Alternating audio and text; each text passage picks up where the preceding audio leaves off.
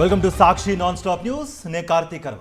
నేను Anusri. Super six పేరుతో Chandrababu మోసంపై X వేదికగా వైఎస్ఆర్సీపీ అధినేత వైఎస్ జగన్మోహన్ రెడ్డి ఆగ్రహాన్ని వ్యక్తం చేశారు. జనాలను మోసం చేసిన తీరును ట్వీట్ చేశారు. మోసాలతో అక్కా చెల్లెమ్మలకు చంద్రబాబు వెన్నుపోటు పొడిచారని, మహిళలకు ఫ్రీ బస్ పేరిట హామీ ఇచ్చి ఆ చిన్న హామీని కూడా మహిళలకు చెప్పినట్లుగా అమలు చేయటం లేదన్నారు. ఎన్నికలకు ముందు సూపర్ 6, సూపర్ 7 అంటూ అద్భుత సన్నివేశాలతో సినిమాలు, సీరియళ్లను మించి వీడియో ప్రకటనలతో మహిళలందరినీ నమ్మించారని చంద్రబాబు మోసాలను ఎండగట్టారు.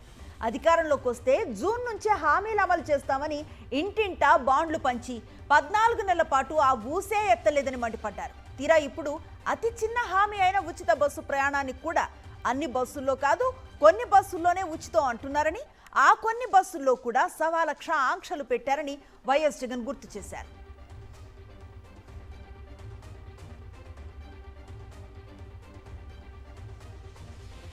ఇక ఏడాదిగా ఇస్తామన్న 3 ఉచిత సిలిండర్ల పథకం కూడా ఈ మాదిరిగానే అఘోరించిందన్నారు వైఎస్ జగన్.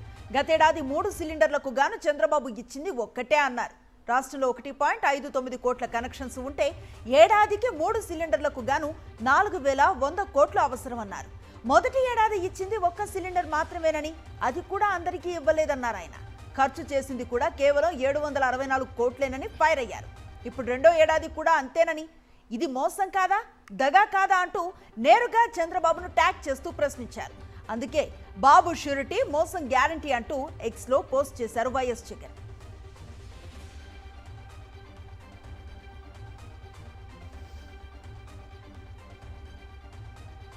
వరద ప్రభావిత ప్రాంతాల్లో CM Revanth Reddy aerial survey చేశారు. ఎల్లంపల్లి ప్రాజెక్టును పరిశీలించారు ఆయన. ముఖ్యమంత్రి రేవంత్ రెడ్డి, ఇరిగేషన్ మంత్రి ఉత్తమ్ కుమార్ రెడ్డి, పీసీసీ చీఫ్ మహేష్ కుమార్ గౌడ్ మేడిగడ్డ పనికి రాకుండా పోయిందన్నారు సీఎం రేవంత్. ఎల్లంపల్లి ప్రాజెక్టుకే మనకు ప్రాణవాయువు అని చెప్పారు. మేడిగడ్డ, అన్నారం, సుందిళ్లను ఒకే రకమైన సాంకేతికతతో కట్టారని, అన్నింటిలోనూ ఒకే రకమైన లోపాలు ఉన్నాయన్నారు. డిజైన్తో పాటు నిర్మాణం, నిర్వహణలోనూ లోపాలున్నాయని తెలిపారు. కాళేశ్వరం రిపోర్టుపై అసెంబ్లీలో చర్చించి నిర్ణయం తీసుకుంటామన్నారు సీఎం. మరోవైపు కామారెడ్డిలో కూడా ఏరియల్ సర్వే నిర్వహించాల్సి ఉన్న హెలికాప్టర్కు వాతావరణం అనుకూలించకపోవడంతో దాన్ని రద్దు చేశారు.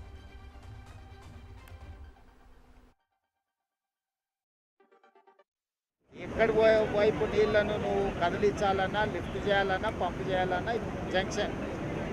కాబట్టి స్ట్రాటజిక్ లొకేషన్లో కట్టిన ప్రాజెక్టు శ్రీపాద ఎల్లంపల్లి. మేడిగడ్డ అయినా, అన్నారమైనా, సుందిల్ అయినా వాళ్ళు ఏంటంటే అతి తెలివితేటలతో మామ అల్లుడు ఏమనుకుంటారంటే, ఒక ఆయన స్వాతిముత్యం అనుకుంటాడు, ఇంకొక ఆయన ఆనిముత్యం అనుకుంటాడు. మేడిగడ్డ నుంచి ఎత్తితే అన్నారంలో పోయాలి, అన్నారంలో ఎత్తితే సుందిలలో పోయాలి, అక్కడ నుంచి ఎత్తితే శ్రీపాద ఎల్లంపల్లికి పోయాలి.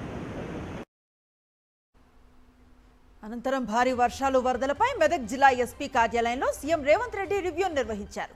ప్రజలకు అందుతున్న సహాయ సహకారాలపై అధికారులను ఆరా తీశారు. వరద బాధితులకు ఆహారం, నీళ్లు, నిత్యావసరాలు అందించాలని సూచించారు. మెడికల్ క్యాంపులు కూడా ఏర్పాటు చేయాలని ఆదేశించారు సీఎం రేవంత్. ఈ రివ్యూ మీటింగ్లో మంత్రి Uttam Kumar Reddy, Medak MLA Mynampally Rohit, MP Raghunandan Rao, PCC chief Mahesh Kumar గౌడ్లు పాల్గొన్నారు.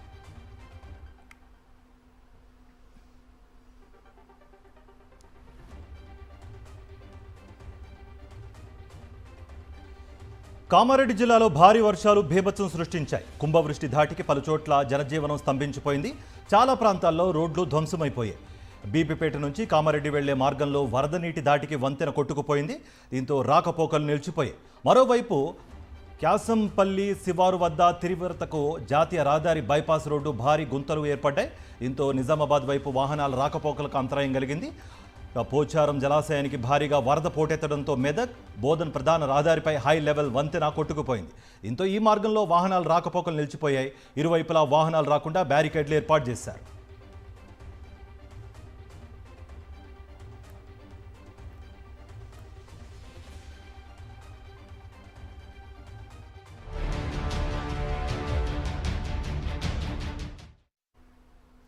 కామారెడ్డిలో వరద ప్రభావిత ప్రాంతాల్లో పర్యటించారు మంత్రి సీతక్క. నీట మునిగిన పలు కాలనీలను పరిశీలించారు. వరద బాధితులకు ప్రభుత్వం అండగా ఉంటుందన్నారు సీతక్క. ఈ విలయాన్ని జాతీయ విపత్తుగా ప్రకటించి కేంద్ర ప్రభుత్వం వెంటనే సాయం చేయాలని కోరారు. భవిష్యత్తులో ఇలాంటి ఘటనలు జరగకుండా ప్రణాళికలను రూపొందిస్తున్నట్లుగా తెలిపారు మంత్రి సీతక్క. సెంట్రల్ గవర్నమెంట్ కూడా ఇందులో ఇన్వాల్వ్ కావాలి. ఇది ఒక విపత్తు, తీవ్రమైనటువంటి విపత్తు. కాబట్టి డిజాస్టర్ మేనేజ్మెంట్కి సంబంధించి వాళ్ళు కూడా ఇన్వాల్వ్ కావాలి. అక్కడటువంటి ఎంపీలు కానీ కేంద్ర మంత్రులు కానీ ఖచ్చితంగా ప్రత్యేక ఇష్యూగా తీసుకొని స్పెషల్ ప్యాకేజీ కూడా సెంట్రల్ నుంచి కూడా వస్తే ఈ నేషనల్ హైవేస్ అన్ని కూడా పునరుద్ధరించుకోగలుగుతాం. లోకల్గా మా పరిధిలో ఉండేటువంటి ఆర్ఎన్బి, పిఆర్ ఇవన్నీ కూడా మేము చేయగలుగుతాము. ఇది నేషనల్ హైవే కాబట్టి ఖచ్చితంగా సెంట్రల్ గవర్నమెంట్ ఇన్వాల్వ్ అయ్యి వెంటనే ప్రత్యేక ప్యాకేజీ ప్రకటించి ఇవన్నీ పునరుద్ధరించాలని కూడా మేము డిమాండ్ చేస్తున్నాం. నిజామాబాద్ జిల్లా వ్యాప్తంగా భారీ వర్షాలు కురుస్తున్నాయి. దీంతో వాగులు, వంకలు పొంగి పొర్లుతున్నాయి. చెరువులు తెగి గ్రామాలను ముంచెత్తుతున్నాయి. సిరికొండ మండలంలోని కప్పలవాగు ఉధృతంగా ప్రవహిస్తూ ఉండడంతో కొండూరు, గోడ్కల్లోని ఇళ్లు నీట మునిగిపోయాయి. ఇందల్వాయి మండలంలోని జీకే తండా మొత్తం జల దిగ్బంధంలో చిక్కుకుపోయింది. ఎటు చూసినా జల విలయమే కనిపిస్తోంది. ప్రజలు ఎక్కడ తలదాచుకోవాలో తెలియక, తినడానికి తిండి లేక, తాగడానికి నీళ్లు లేక తీవ్ర ఇక్కట్లు పడుతున్నారు.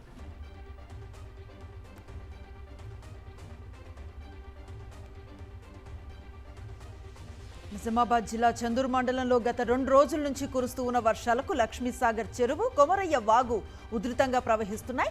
దీంతో చందూరు గ్రామంలోనికి వరద నీరు చేరుకుంది. ఇళ్లలోకి వరద నీరు చేరడంతో ప్రజలు తీవ్ర ఇబ్బందులు పడుతున్నారు. ప్రభుత్వ పాఠశాలలు ఏర్పాటు చేసిన పునరావాస కేంద్రంలో తలదాచుకుంటున్నారు. మంజీరా నది ఉధృతంగా ప్రవహిస్తూ ఉండటంతో పక్కనే ఉన్న మిక్సింగ్ ప్లాంట్ నీట మునిగింది.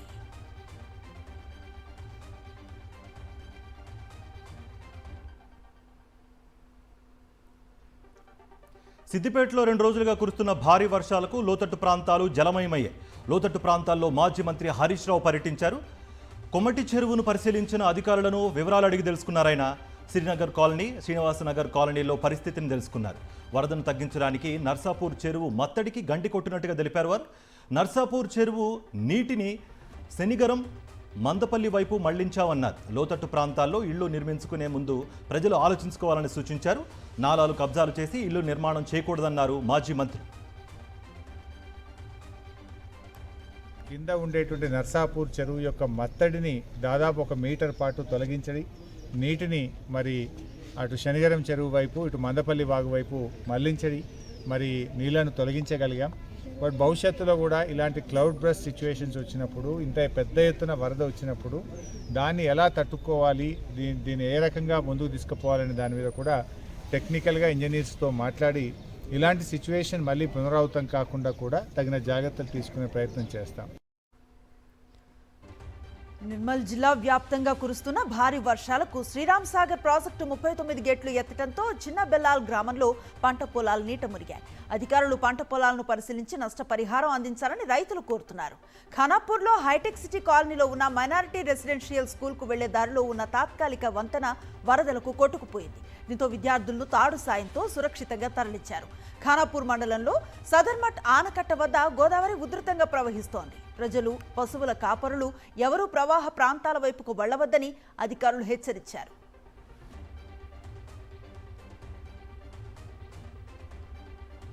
నిర్మల్ జిల్లా లక్ష్మణచంద మండలం మునిపెల్లి వాగులో చిక్కుకున్న పశువుల కాపరి శంకర్ నాయక్ను ఎన్డీఆర్ఎఫ్ సిబ్బంది కాపాడగలిగారు.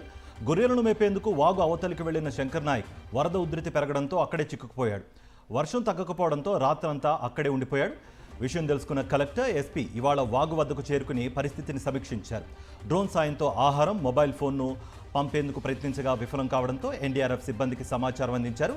ఘటనా స్థలానికి చేరుకున్న ఎన్డీఆర్ఎఫ్ సిబ్బంది పడవల సాయంతో గొర్రెల కాపరి శంకర్ నాయక్ను కాపాడారు.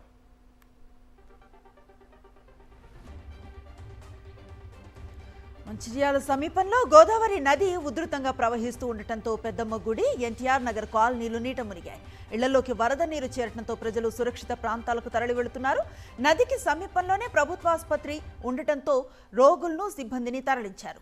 భారీ వర్షాల నేపథ్యంలో ప్రజలు అప్రమత్తంగా ఉండాలని కలెక్టర్ సూచించారు. వరద ఉధృతి తగ్గే వరకు గోదావరి సమీపంలోకి ఎవరూ వెళ్లవద్దని హెచ్చరించారు.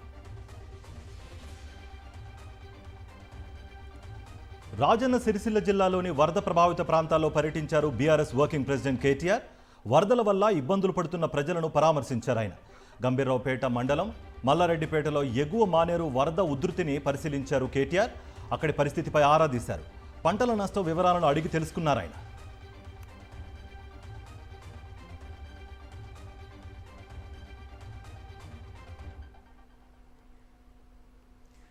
ప్రజలు వరదలతో ఇబ్బందులు పడుతుంటే హెలికాప్టర్లు అందుబాటులో లేవని మండిపడ్డారు కేటీఆర్. తెలంగాణ హెలికాప్టర్లు బీహార్లో తిరుగుతున్నాయంటూ ఫైర్ అయ్యారు. ఇప్పటికైనా ప్రభుత్వం మేల్కోవాలని, నష్టపోయిన పంటలకు ఎకరానికి 25,000 పరిహారాన్ని ఇవ్వాలని డిమాండ్ చేశారు. అలాగే వరదల్లో మృతి చెందిన వారి కుటుంబానికి 25 లక్షల చొప్పున ఇవ్వాలని డిమాండ్ చేశారు కేటీఆర్. రాష్ట్ర ప్రభుత్వం వెంటనే మేల్కొని మరి కూలిపోయిన ఇళ్లకు కూడా వెంటనే వాటి స్థానంలో ఇందిరమ్మ ఇండ్లు మంజూరు చేయాలని చెప్పి కూడా డిమాండ్ చేస్తూ మా పార్టీ తరఫున కూడా మా కార్యకర్తలు, నాయకులు ఎక్కడికక్కడ ముఖ్యంగా కామారెడ్డి పట్టణంలో గంప గోవర్ధన్ గారు తిరుగుతూ ఉన్నారు, ఎల్లారెడ్డిలో నల్లమడుగు సురేందర్ గారు తిరుగుతూ ఉన్నారు. ఎక్కడన్నా ప్రజలు ఇబ్బందుల్లో ఉంటే కార్యకర్తలు, నాయకులు వారికి సరిపడా మంచినీళ్లు, ఆహారం ఇవన్నీ కూడా అందించి అవసరమైతే కొన్ని వైద్య శిబిరాలు కూడా పార్టీ నుంచి ఏర్పాటు చేస్తాము. సిరిసిల్ల జిల్లాలో వరద ప్రభావిత ప్రాంతాల్లో పర్యటిస్తున్న కేటీఆర్కు కేంద్ర మంత్రి బండి సంజయ్ ఎదురయ్యారు. ఇద్దరూ పలకరించుకున్నారు. ఆప్యాయంగా షేక్ హ్యాండ్ ఇచ్చుకుని పలకరించుకున్నారు ఇరువురు. ఎప్పుడూ రాజకీయ విమర్శలు చేసుకునే నేతలు ఇలా ఆప్యాయంగా పలకరించుకోవడంతో ఇరు పార్టీల నాయకులు ఉత్సాహంతో కేరింతలు కొట్టారు.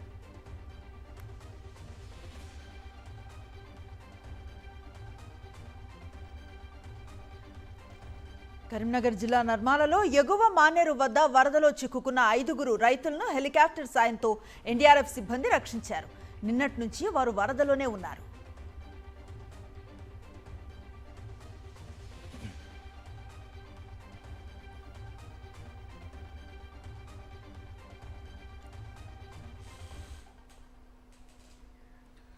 తెలంగాణలో కురుస్తున్న భారీ వర్షాలపై అప్రమత్తంగా ఉన్నామన్నారు డీజీపీ జితేందర్. వరదల్లో చిక్కుకున్న వారిని కాపాడడానికి 2,000 మందితో ఎస్డీఆర్ఎఫ్ టీమ్స్ని ఏర్పాటు చేసి రెస్క్యూ ఆపరేషన్స్ చేపట్టినట్టుగా తెలిపారు ఆయన.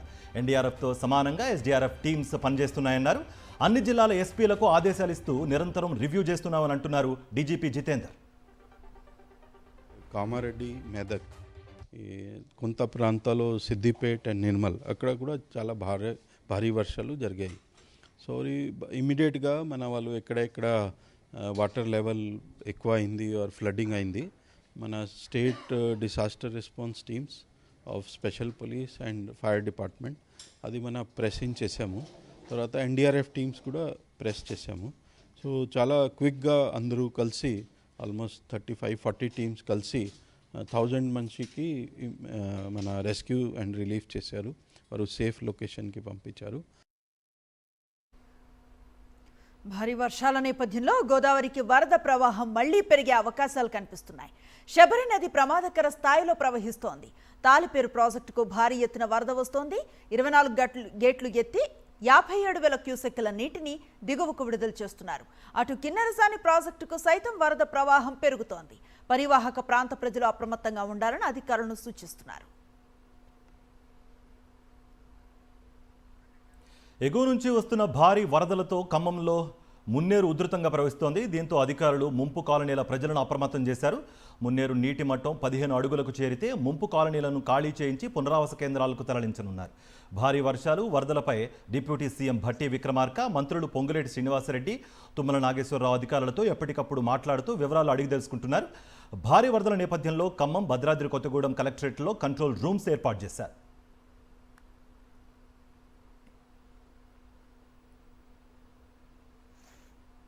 ఎడతెరిపి లేకుండా కురుస్తున్న వర్షాలకు ఖమ్మం జిల్లా సత్తుపల్లి మండలం కొత్తూరు గ్రామం జలమయం అయ్యింది. గ్రామంలో 15 పూరు గుడిసెల్లోకి వరద నీరు చేరుకోవడంతో వారందరినీ స్థానిక ప్రార్థనా మందిరంలో ఏర్పాటు చేసిన పునరావాస కేంద్రానికి తరలించారు. వరదలకు ఇళ్లల్లో సామగ్రి మొత్తం కొట్టుకుపోయిందని, పునరావాస కేంద్రంలో తలదాచుకుంటున్నామని బాధిత కుటుంబాలు ఆవేదన వ్యక్తం చేస్తున్నాయి. ప్రభుత్వం తమను ఆదుకోవాలని వరద బాధితులు కోరుతున్నారు.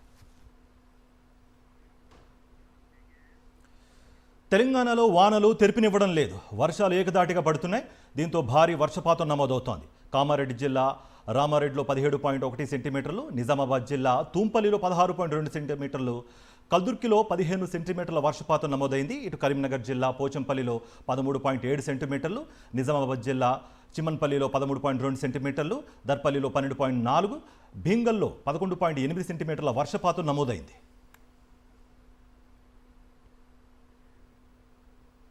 అల్లూరి సీతారామరాజు జిల్లా చింతూరు ఏజెన్సీలో ఎడతెరిపి లేకుండా వర్షాలు పడుతున్నాయి.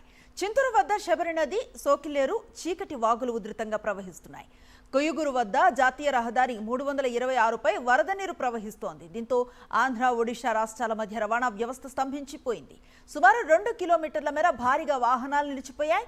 వరదల కారణంగా దాదాపు 45 గిరిజన గ్రామాలకు మండల కేంద్రాల నుంచి రాకపోకలు నిలిచిపోయాయి.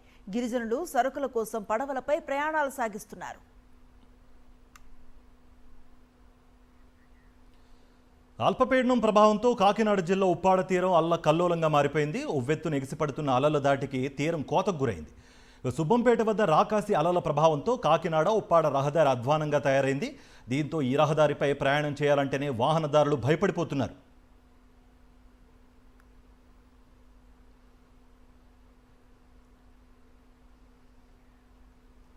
ఎన్టీఆర్ జిల్లా మైలవరం నియోజకవర్గంలో భారీ వర్షాలు కురిశాయి. జీకొండూరులో పంట పొలాలు చెరువులను తలపిస్తున్నాయి. కందులపాడు వద్ద తాత్కాలిక బ్రిడ్జిపై నుంచి వరద నీరు ప్రవహిస్తూ ఉండటంతో రాకపోకలు నిలిచిపోయాయి. ప్రస్తుతం వెలగలేరు రెగ్యులరేటర్ వద్ద బుడమేరు వాగు సాధారణ స్థితికి ప్రవహిస్తోందని అధికారులు తెలిపారు. ఇబ్రహీంపట్నం మండలం చిలుకూరు గ్రామం వద్ద నీటి ప్రవాహానికి సబ్ కలెక్టర్ చైతన్య పరిశీలించారు. కృష్ణానది పరివాహక ప్రాంత ప్రజలు అప్రమత్తంగా ఉండాలంటూ సూచించారు. ఎన్టీఆర్ జిల్లా గంపలగూడెంలోని కట్టలేరు వాగుకు వరద పోటెత్తింది. కుండపోత వానకు తోడు ఎగువ నుంచి వస్తున్న భారీ వరద ప్రవాహంతో వినగడప, తోటమూల గ్రామాల మధ్య రోడ్డు జలదిగ్బంధంలో చిక్కుకుపోయింది. దీంతో అటుగా రాకపోకలు నిలిపివేశారు అధికారులు. బ్యారికేడ్లు ఏర్పాటు చేసి అటుగా ఎవరిని వెళ్లనివ్వకుండా చర్యలు చేపట్టారు. శ్రీశైలం జలాశయం దగ్గర కొండ చర్యలు విరిగిపడ్డాయి. ఆ సమయంలో వాహనాలు రాకపోవడంతో పెను ప్రమాదం తప్పింది. వాహనాల రాకపోకలకు తీవ్ర అంతరాయం ఏర్పడింది. 2 రోజులుగా కురుస్తూ ఉన్న వర్షాలకు కొండ చర్యలు విరిగిపడుతూ ఉండటంతో వాహనదారులు ఆందోళన వ్యక్తం చేస్తున్నారు.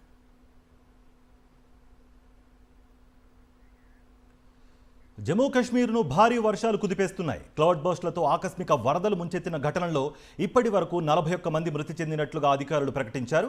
వర్షాలు, వరదలకు ఇళ్లు, దుకాణాలు కొట్టుకుపోయి తీవ్ర నష్టం వాటిల్లుతోంది. ఇళ్లలో మేటలు వేసిన మట్టి, బురదను తొలగించేందుకు ప్రజలకు కష్టతరంగా మారింది.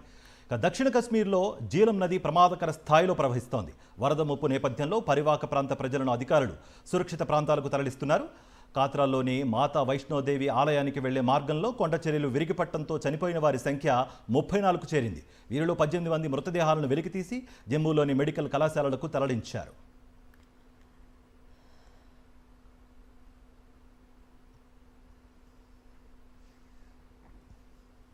జమ్మూ కాశ్మీర్, హిమాచల్ ప్రదేశ్, పంజాబ్లో వరద ప్రభావిత ప్రాంతాల్లో జరుగుతున్న సహాయక చర్యల్లో భారత సైన్యం కీలక భూమికను పోషిస్తోంది. వరదల్లో చిక్కుకుపోయిన వారిని ఎయిర్ ఫోర్స్ హెలికాప్టర్లు రక్షించి సురక్షిత ప్రదేశాలకు తరలిస్తున్నాయి. అమృత్సర్లో సహాయక చర్యల కోసం స్పెషల్ మొబిలిటీ వెహికల్ SMVని ప్రయోగిస్తోంది ఇండియన్ ఆర్మీ. ఇది నేలపైన, నీటిలోనూ ప్రయాణించగలదు.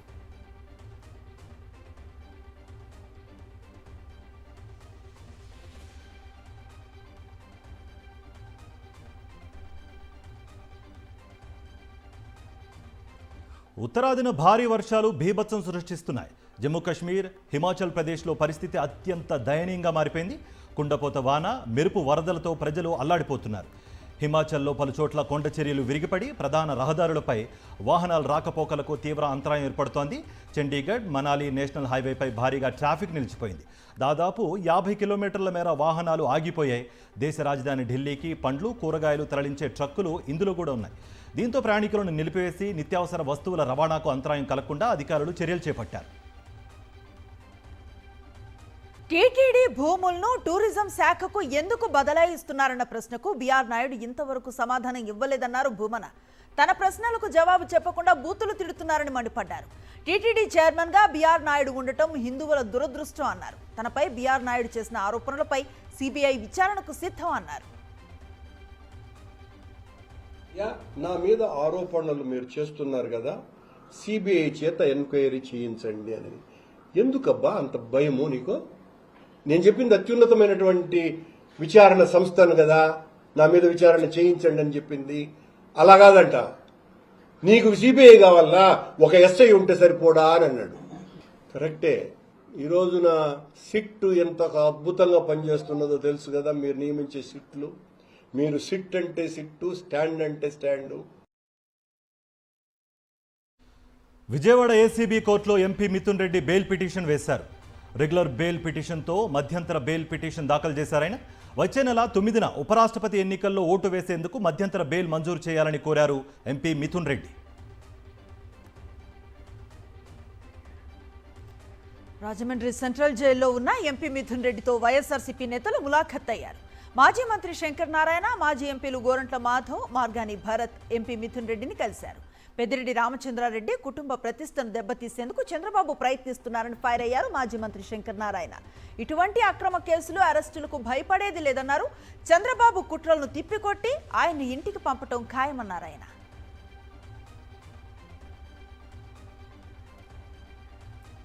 కాళేశ్వరం ప్రాజెక్టుపై వచ్చే అసెంబ్లీ సమావేశాల్లో పవర్ పాయింట్ ప్రజెంటేషన్ ఇచ్చేందుకు అవకాశం ఇవ్వాలని బీఆర్ఎస్ డిమాండ్ చేస్తోంది. ఒకవేళ బీఆర్ఎస్కు అవకాశం ఇవ్వకపోతే స్పీకర్ పక్షపాతంగా వ్యవహరించినట్లేనని విమర్శించారు ఎమ్మెల్యే వేముల ప్రశాంత్ రెడ్డి. స్పీకర్ అవకాశం ఇస్తే ఈ అంశంపై వినతి పత్రం ఇస్తామని తెలిపారు ఆయన. ప్రజలకు నిజాలు తెలియజేపాల్సినటువంటి బాధ్యత ప్రధాన ప్రతిపక్షం మీద ఉన్నది.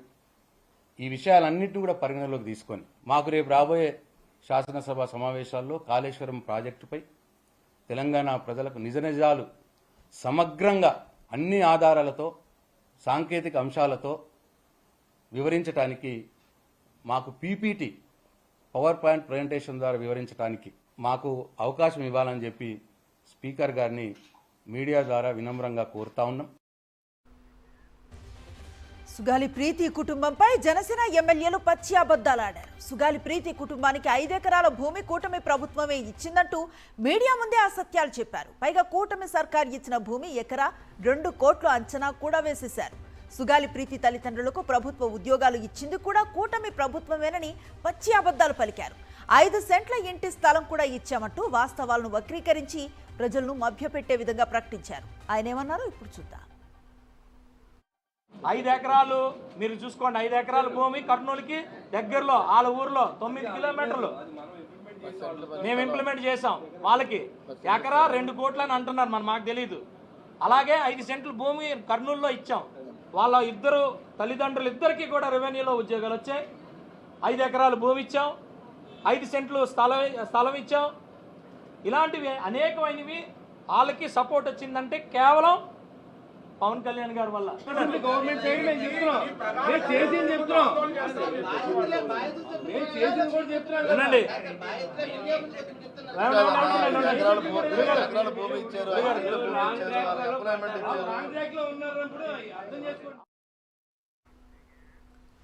వాస్తవానికి సుగాలి ప్రీతి కుటుంబానికి వైఎస్ జగన్ అండదండలు అందించారు. వైఎస్ జగన్ హయాంలో 5 ఎకరాల భూమి కేటాయింపు జరిగింది. సుగాలి ప్రీతి తండ్రికి ప్రభుత్వ ఉద్యోగం, 8 లక్షల ఆర్థిక సాయం కూడా చేశారు వైఎస్ జగన్. 5 సెంట్ల ఇంటి స్థలం కూడా కేటాయించారు. ఇదే విషయాన్ని మీడియా ప్రతినిధులు చెబుతున్నా జనసేన ఎమ్మెల్యే మాత్రం తామే అంతా చేశామంటూ అడ్డదిడ్డంగా వాదించారు ఆయన.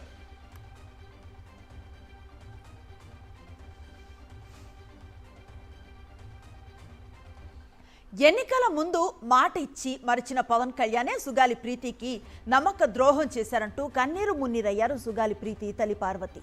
అధికారంలోకి వచ్చి 14 నెలలైనా సుగాలి ప్రీతి కేసులో ఎటువంటి చర్యలు తీసుకోలేదని ఆగ్రహాన్ని వ్యక్తం చేశారు.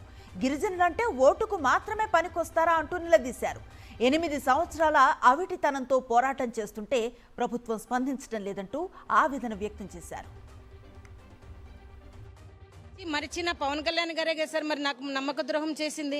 మరి సుగాలి ప్రీతి కేసు ఇంతవరకు సార్ ఒక గిరిజన పిల్ల, మరి చిన్న పిల్లను 10 మంది అత్యాచారం చేసి హత్య చేస్తే ఎవరికి మీకు బాధ లేదా అని చెప్పిన మరి పవన్ కళ్యాణ్ గారు మరి గెలిచిన తర్వాత ఎందుకు సార్ సుగాలి ప్రీతి కేసు అసలు మీకు పట్టడం లేదో చెప్పండి. మరి మీరే నన్ను పలు విషయాల్లో మరి సుగాలి ప్రీతి అమ్మగారే నాకు హీరో అని చెప్పారు. మరి ఇప్పుడు మీరే నన్ను జీరో చేసి నా అవిటి తల్లికి అన్యాయం చేశారు కదా సార్. ఇదే కదా సార్ నమ్మక ద్రోహం అంటే. విజయవాడలో వామపక్ష పార్టీలు బషీర్బాగ్ అమరుల సంస్కరణ సభను నిర్వహించాయి.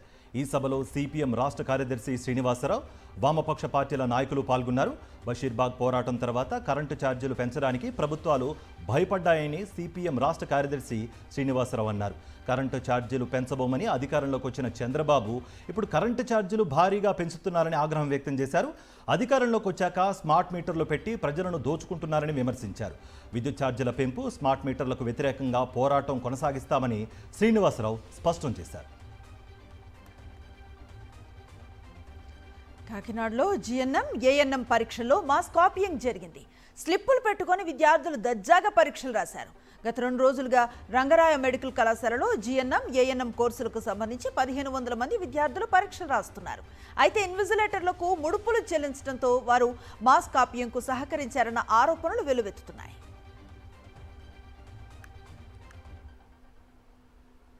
ట్రంప్ టారిఫ్ల వేళ భారత్, చైనా, రష్యా మధ్య సంబంధాల బలోపేతానికి వేగంగా అడుగులు పడుతున్నాయి. 7 ఏళ్ల తర్వాత చైనాలో తొలిసారి పర్యటిస్తున్న ప్రధాని మోదీ జిన్పింగ్, పుతిన్లతో ద్వైపాక్షిక చర్చల్లో పాల్గొనున్నారు. ఎస్సీఓ సదస్సు సైడ్ లైన్స్లో ఈ కీలక భేటీ జరగనుంది. ఈ నెల 31న ప్రధాని మోదీ, చైనా అధ్యక్షుడు జిన్పింగ్ ద్వైపాక్షిక చర్చల్లో పాల్గొంటారు. సెప్టెంబర్ 1న మోదీ, పుతిన్ భేటీ కానున్నారు. International news. విదేశీ విద్యార్థులకు మరో భారీ షాక్ ఇచ్చింది ట్రంప్ సర్కార్. ఇకపై విదేశీ విద్యార్థులు 4 ఏళ్లకు మించి యూఎస్లో ఉండకుండా వీసా నిబంధనల్లో మార్పు ప్రతిపాదించింది. ప్రస్తుతం F1 వీసాలపై అమెరికాలో ఉన్న అంతర్జాతీయ విద్యార్థులు, J1 వీసాలపై వచ్చిన ఎక్స్చేంజీ విజిటర్లకు డ్యూరేషన్ ఆఫ్ స్టే వెసులుబాటు ఉంది. అంటే వారు ఎంతకాలం చదవాలనుకుంటే లేదా ఇంటర్న్ ప్రోగ్రాంలో పాల్గొనాలనుకుంటే అంతకాలం అగ్రరాజ్యంలో ఉండవచ్చు. ఎక్స్చేంజ్ విజిటర్స్గా వచ్చే విద్యార్థులు, ప్రొఫెసర్లు, స్కాలర్లు, స్పెషలిస్టులు, ట్రైనీలు, ఇంటర్న్లు, ఫిజిషియన్లకు కూడా ఈ సదుపాయం వర్తిస్తుంది. తాజాగా ఈ ఫ్లెక్సిబుల్ స్టూడెంట్ వీసా సిస్టంలో మార్పులు తీసుకొచ్చేందుకు సిద్ధమైంది డిపార్ట్మెంట్ ఆఫ్ హోమ్ల్యాండ్ సెక్యూరిటీ విభాగం. రష్యా యుక్రెయిన్ యుద్ధాన్ని ఆపేందుకు అమెరికా అధ్యక్షుడు డొనాల్డ్ ట్రంప్ చేస్తున్న ప్రయత్నాలు ఏమాత్రం ఫలించడం లేదు. యుక్రెయిన్ రాజధాని కీవ్పై మరోసారి డ్రోన్లు, మిసైళ్లతో విరుచుకుపడ్డాయి పుతిన్ సేనలు. ఈ దాడుల్లో 3 చిన్నారులు సహా 14 మంది చనిపోగా 48 మంది గాయపడ్డారు. అర్ధరాత్రి అత్యాధునిక హైపర్సోనిక్ కింజల్ క్షిపణులతో కీవ్ను టార్గెట్ చేసింది రష్యా. నివాస భవనాలు, రెసిడెన్షియల్ కాంప్లెక్స్లను లక్ష్యంగా చేసుకుంది. ఇందులో యూరోపియన్ యూనియన్ డెలిగేషన్ భవనంతో పాటు బ్రిటిష్ కౌన్సిల్ బిల్డింగ్ కూడా ఉన్నాయి. మాస్కో మిసైల్ దాడిలో EU డెలిగేషన్ భవనం ధ్వంసమైంది. Business briefs. దేశీయ స్టాక్ మార్కెట్ సూచీలు భారీ నష్టాలతో ముగిశాయి. భారత్పై అమెరికా విధించిన సుంకాలు అమల్లోకి రావడం సెంటిమెంట్ను దెబ్బతీసింది. దీనికి తోడు అంతర్జాతీయ మార్కెట్ల నుంచి బలహీన సంకేతాలు, విదేశీ మదుపరుల అమ్మకాలు కొనసాగుతుండడం వంటి కారణాలు ఆజ్యం పోశాయి. ముఖ్యంగా బ్యాంక్ స్టాక్స్లో అమ్మకాలు సూచీలను పడేశాయి. సెన్సెక్స్ 705.97 పాయింట్లు నష్టపోగా నిఫ్టీ సైతం 211.15 పాయింట్లు నష్టపోయింది. స్పోర్ట్స్ అప్డేట్స్ చూద్దాం. ప్యారిస్ వేదికగా జరుగుతున్న BWF వరల్డ్ ఛాంపియన్షిప్ మహిళల సింగిల్స్లో భారత స్టార్ షట్లర్ PV సింధు అదరగొడుతోంది. తొలి 2 రౌండ్లలో పోరాడి గెలుపొందిన సింధు ఈసారి 2వ సీడ్ను అలవోకగా చిత్తు చేసింది. ఇవాళ జరిగిన 16వ రౌండ్లో చైనాకు చెందిన వాంగ్ జీ యూని మట్టి కరిపించి క్వార్టర్ ఫైనల్లో అడుగుపెట్టింది. Right, that's all in non-stop news.